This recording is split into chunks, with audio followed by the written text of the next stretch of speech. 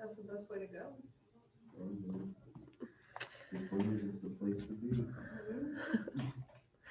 Okay, let's remind ourselves of the steps that we take to solve or to find the inverse of functions. So steps to find the inverse.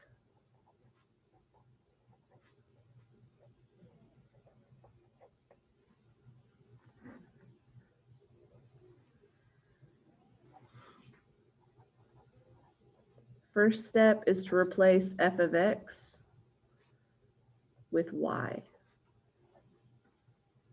or whatever function notation. It could be g of x, h of n, whatever.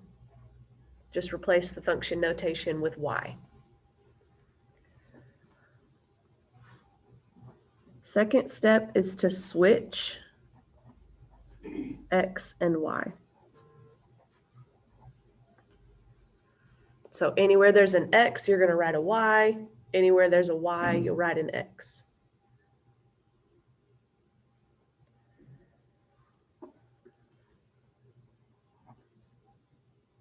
Step 3 is to solve the new equation for y. So after you switch x and y, you solve for y.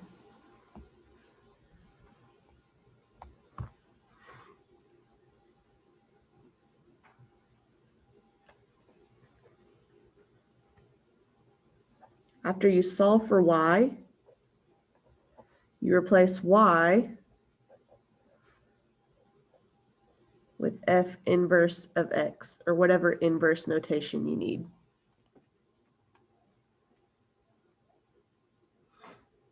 F inverse of x, g inverse of x, h inverse of n, whatever your notation is. You change back. All right, let's do some examples.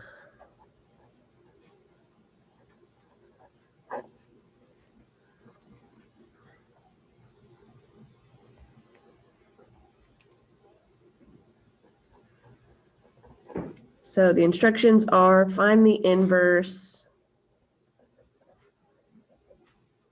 of each function.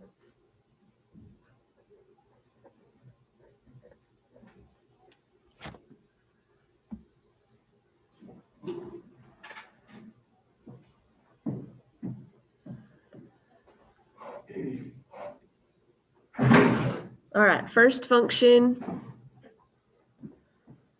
we're going to look at g of x equals negative 4x plus 1.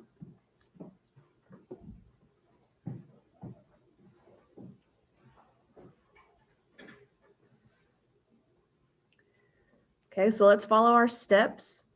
The first step, replace f of x with y. We have g of x in this function, that's fine. Replace that function notation with y. So we have y equals negative 4x plus 1.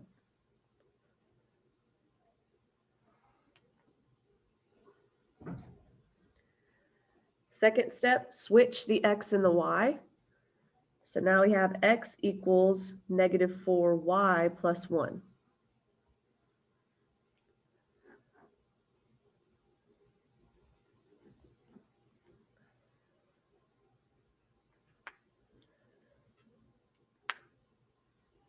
Third step, solve the new equation for y. So to solve for y, we want to get y by itself. That means we undo everything that's being done to y. So on this side, we have a plus 1. So to get rid of that, we subtract 1 from both sides.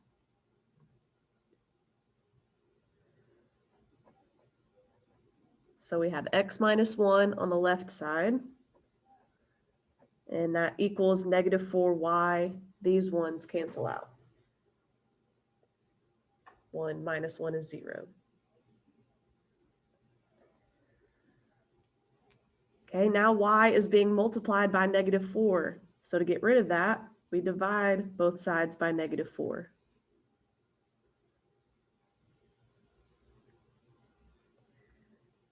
And we're just going to leave this left side as this fraction. x minus 1 over 4.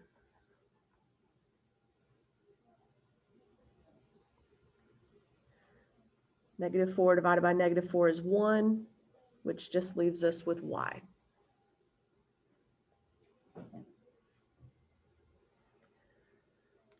Now, normally when we have a function, we write it as y equals. So let's go ahead and rewrite this function so that it's y equals this fraction, x minus 1 over 4.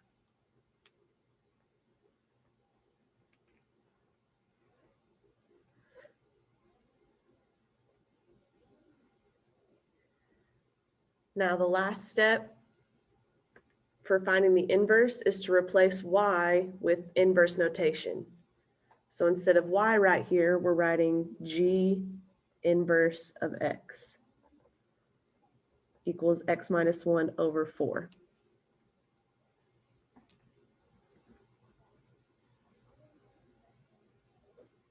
And we're done.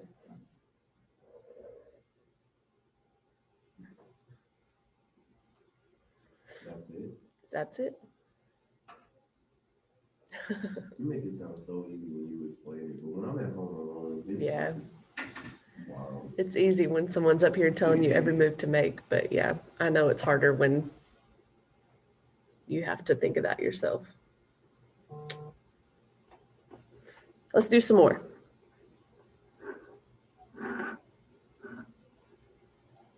Let's do f of n equals negative 16 plus n over 4. Here's the next function we're going to find the inverse of.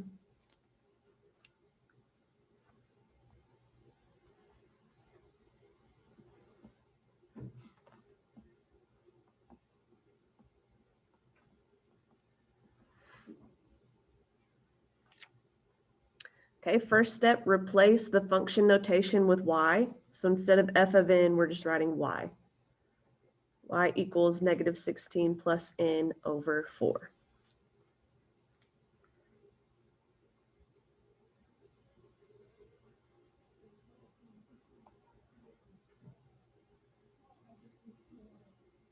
Second step, switch the x and the y, which in this function, n is our x. So switch the n and the y. N equals negative 16 plus y over 4.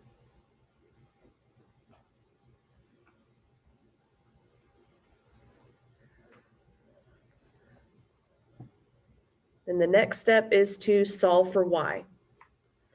So I want to get rid of this divided by 4.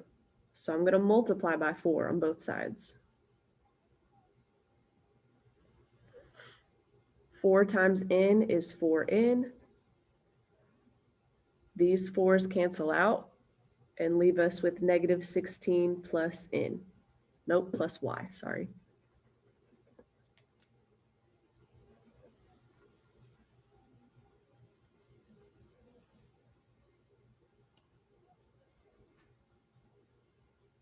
Okay, we have a negative 16 on this side with y. So to get rid of that, we add 16 to both sides.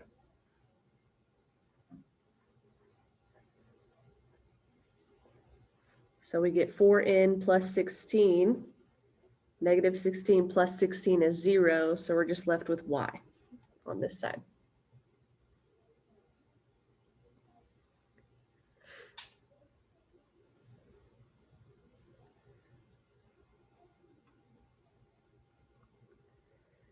Okay, again, when we have an equation, it's normally y equals something else. So we need to just switch around how this is written. Y equals 4n plus 16.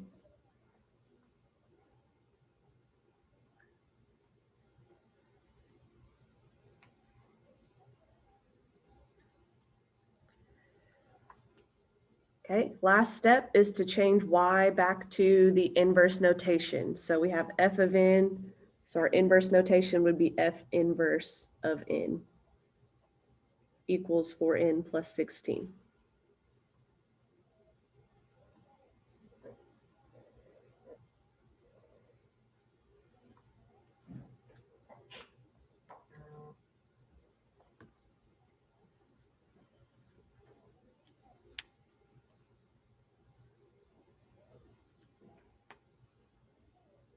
Okay, I got a couple more before I let y'all loose on practice problems again. Some space here. H of x equals the cube root of x minus 3.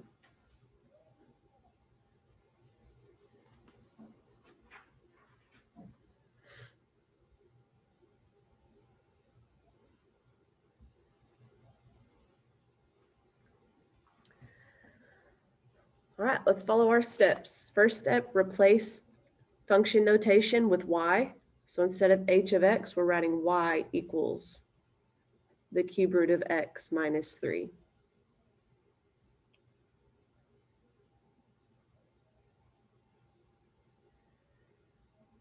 Next step is to switch the x and the y. So x equals the cube root of y minus 3.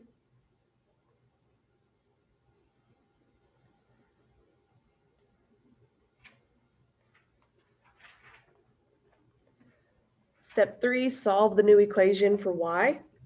So we need to get y by itself. So we need to get rid of this minus 3. To do that, we add 3 to both sides.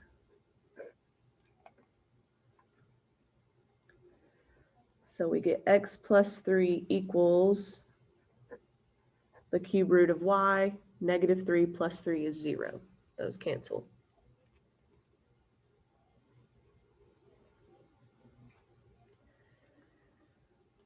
Okay, so just like you would square both sides to get rid of a square root, to get rid of the cube root, we need to cube both sides, raise both sides to the power of 3.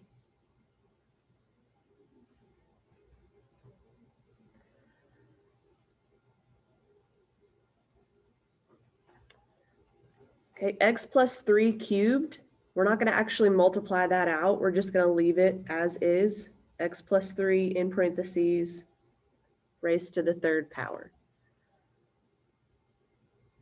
What you cannot write is x cubed plus 3 cubed, because that's not the same thing.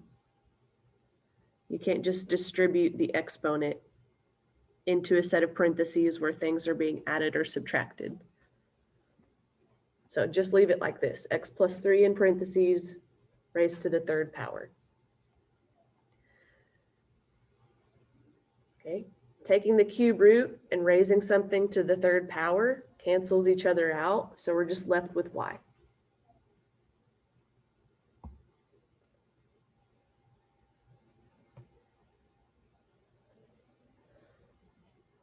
All right, we've got y by itself. Let's write this as y equals x plus 3 cubed.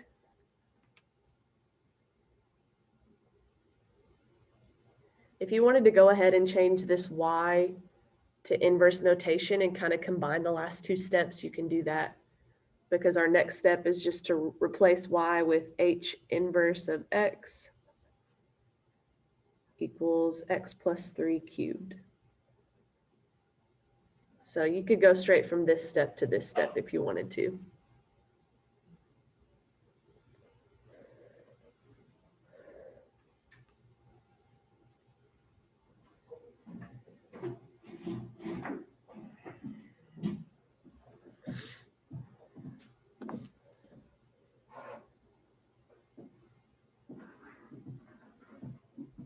Okay, before we move on to the last example that I have, I want to point out something in this example. This line right here, if we were to have the cube root of y minus 3, where the y minus 3 is all underneath the cube root like this,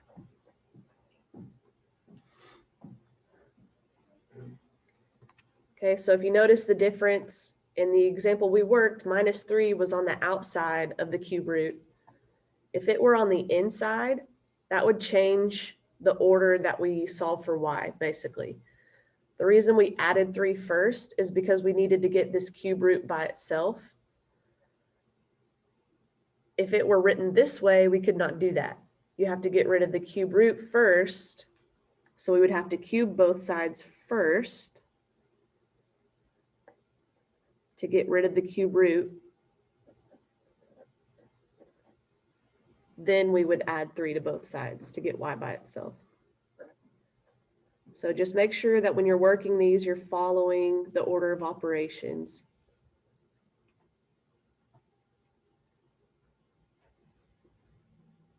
Okay, just a quick little note about that. Let's work one more. F of x equals 2 times n minus 2 cubed.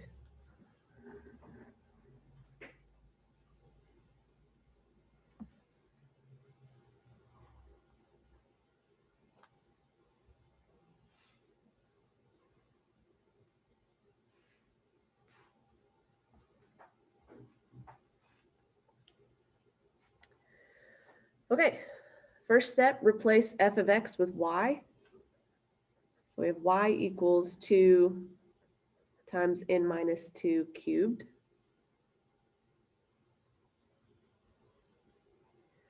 Switch the x and the y. Whoa, hold on. My notation's off.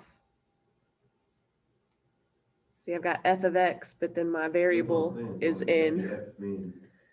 Yeah, I think that would be easier for us to change than to have to change both n's. So this should be f of n, since our variable is n. Or you could have changed both the n's to x's. I don't really care, but we'll change one thing instead of 2. Okay, so second step is to switch x and y, which we have n instead of x. So we're switching n and y.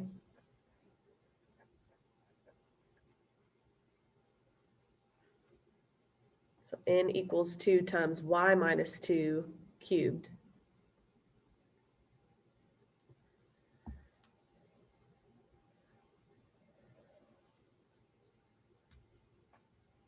The third step, in my opinion, is the hardest in these because you're having to remember basically back to algebra 1 with order of operations and all that. Do the parentheses first, or the exponent. Sometimes it really depends on the situation, which is Don't you want to leave it alone? Just as a fact of you might as well just go ahead and divide it by 2 and get that out of the way. So that could be right there, so you just leave it alone. Yeah, you do actually have to divide by 2 first. So that's what I mean. When you learn order of operations in algebra, it's usually all really straightforward and you can do it pretty easily, but they don't teach you how to deal with other types of situations. But yes, so to solve for y here, since this 2 is not being cubed, if we were to take the cube root of both sides, that would leave us with this weird cube root of 2 number. So let's get rid of that first by dividing both sides by 2. And you could write this in several different ways. N over 2. I'm just going to leave it as that, n over 2. You could write it as 1/2 n. You could write it as 0.5 n. Both of those are correct. Whichever one you prefer, I don't mind. On the right side, 2 divided by 2 is 1. That leaves us with y minus 2 cubed.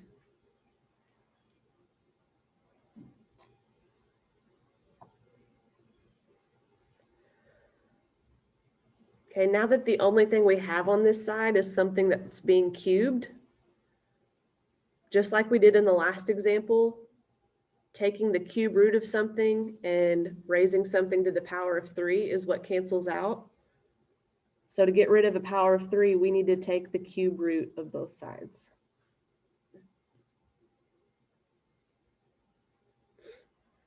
So we're just going to leave this as the cube root of n over 2.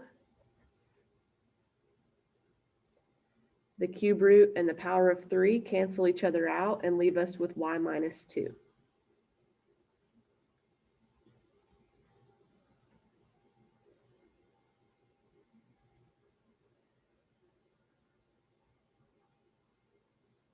Okay, we want to get y by itself. So to get rid of the minus 2, we add 2 to both sides.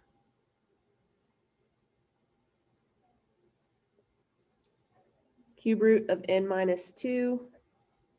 And then plus 2 is on the outside. It's not under the cube root.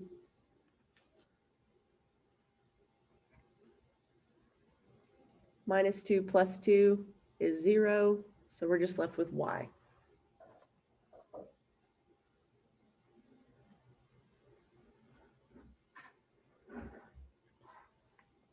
All right, let's rewrite this as y equals the cube root of n over 2 plus 2. Which again, you could skip that step if you wanted to, because the next step is just changing y back into inverse notation. So f inverse of n equals the cube root of n minus 2, sorry, n over 2 plus 2.